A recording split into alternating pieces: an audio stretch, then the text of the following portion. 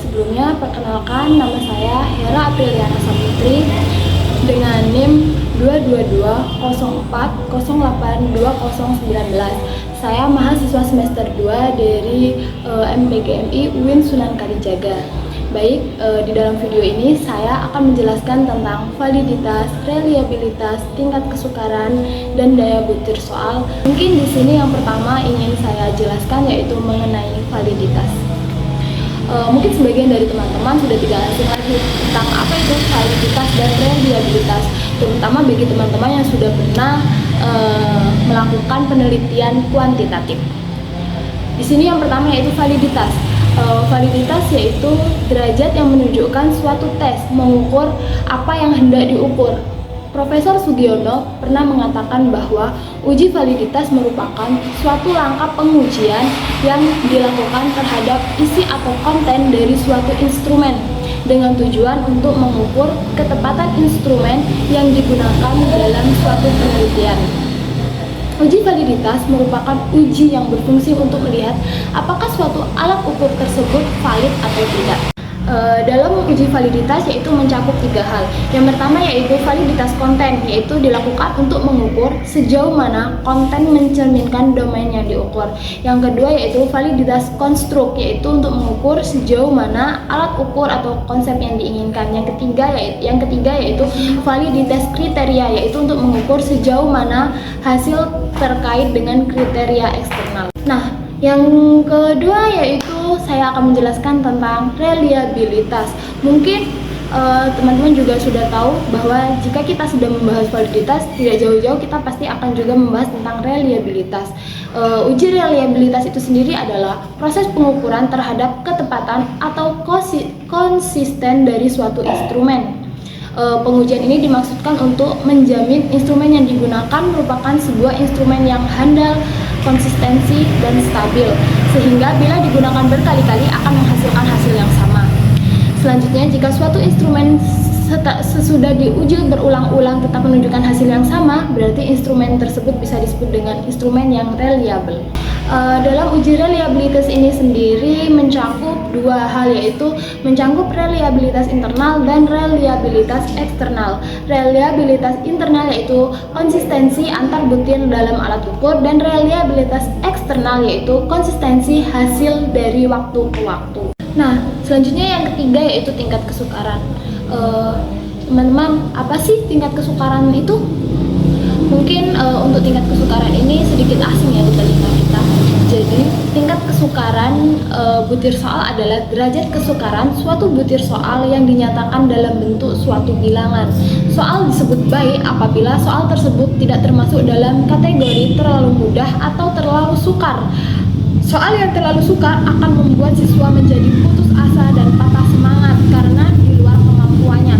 Sedangkan soal yang terlalu mudah tidak dapat merangsang siswa untuk mempertinggi usaha untuk memecahkan soal tersebut. Tingkat kesukaran menyatakan sejauh mana soal tersebut mudah dan sulit bagi siswa. Semakin besar presentasi siswa menjawab soal dengan benar, maka semakin mudah soal, dan sebaliknya, semakin kecil presentasi siswa yang menjawab soal dengan benar, berarti semakin sulit soal tersebut. Nah, di dalam istilah evaluasi, indeks kesukaran ini diberi simbol P, yaitu singkatan dari proposisi. Untuk rumus dari P ini sendiri bisa dilihat yaitu P sama dengan B per JS, di mana P yaitu indeks kesukaran, B yaitu banyaknya siswa yang menjawab soal dengan benar, dan JS yaitu jumlah seluruh siswa peserta tes. Jadi dapat kita sebutkan bahwa P sama dengan proposisi itu sama dengan banyaknya siswa yang menjawab soal dengan benar dibagi dengan jumlah seluruh siswa, maka akan menghasilkan nilai proposisi. Untuk melihat tingkat kesukaran ini sendiri memiliki kriteria, yaitu apabila P kurang dari 0,25 soal itu berarti terlalu sukar atau terlalu sulit, dan apabila P 0,25 sampai 0,75 berarti soal itu dapat dikategorikan sedang, dan apabila P lebih besar dari 0,75 berarti soal tersebut dikategorikan mudah. Selanjutnya yang terakhir yaitu daya beda. Daya beda suatu soal adalah kemampuan soal dalam membedakan antara siswa yang berkemampuan tinggi dan siswa yang berkemampuan rendah. Analis daya beda memiliki makna mengkaji suatu butir soal dari segi kesanggupan tes tersebut dalam membedakan siswa yang memiliki kategori rendah dan kategori tinggi. Daya beda butir soal adalah kemampuan suatu butir tes yang dapat membedakan antara tes yang berkemampuan tinggi atau berkemampuan rendah. Daya pembeda butir soal memiliki manfaat, yaitu untuk meningkatkan mutu setiap butir soal melalui data empirik dengan mengetahui seberapa jauh masing-masing butir soal dapat membedakan kemampuan siswa, yaitu siswa yang telah memahami atau belum memahami materi yang diajarkan oleh pendidik. Rumus dari daya beda ini sendiri yaitu D sama dengan BA per JA dikurang BB per JB sama dengan PA dikurang PB, di mana D yaitu daya beda, BA yaitu banyak peserta tes kelompok atas yang menjawab dengan benar, BB yaitu banyak peserta tes kelompok bawah yang menjawab dengan benar, JA yaitu jumlah peserta tes kelompok atas, JB yaitu jumlah peserta tes kelompok bawah, PA yaitu butir tes kelompok atas, sedangkan PB yaitu butir tes kelompok bawah. Jadi dapat disimpulkan bahwa D sama dengan butir tes kelompok atas dikurang dengan butir tes kelompok bawah. Itulah tadi penjelasan saya mengenai validitas, reliabilitas, tingkat kesukaran, dan daya beda butir soal. Dari penjelasan itu dapat kita ambil kesimpulan bahwa untuk memastikan keakuratan hasil pengukuran, validitas menjadi indikator sejauh mana instrumen tersebut dapat mengukur valid atau tidaknya suatu instrumen, sementara reliabilitas memberikan gambaran tentang konsistensi hasil pengukuran dari instrumen tersebut. Analisis tingkat kesukaran atau kesulitan dan daya beda butir soal juga menjadi langkah penting untuk mengevaluasi instrumen asesmen.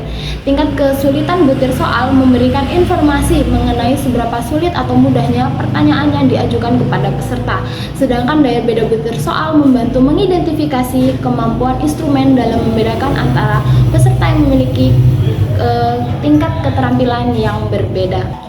Mungkin itulah tadi sedikit penjelasan saya mengenai pengertian validitas, reliabilitas, tingkat kesukaran, dan daya beda butir soal.